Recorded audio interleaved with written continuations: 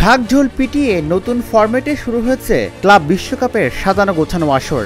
ফিফার ওই টুর্নামেন্টে চ্যাম্পিয়ন্স লিগের চ্যাম্পিয়ন পিএসজিকে ৩-০ গোলে হারিয়ে ক্লাব বিশ্বকাপের চ্যাম্পিয়ন হয়েছে চেলসি। দুর্দান্ত ছন্দে থাকা পিএসজিকে ম্যাচের আগে প্রচ্ছন্ন হুমকি দিয়েছিলেন চেলসির অধিনায়ক রিস জেমস। আমরা রিয়াল মাদ্রিদ নই, অব্যক্ত কথাটা ছিল যে আমাদেরও ৪ গোল দিয়ে দেবে। রোববার রাতে মেটলাইফ স্টেডিয়ামে অনুষ্ঠিত ম্যাচে গোল খাওয়া তো দূরে থাক, চেলসি লা প্যারিসিয়াসদের সুযোগই তৈরি করতে দেয়নি, বরং কোলে পালমার ও এনজো ফার্নান্দেজ মিডফিল্ড জুটিতে অকার্যকর হয়ে পড়ে লুইস এনরিকের ডায়নামিক মিডফিল্ড ও ফ্রন্ট লাইন।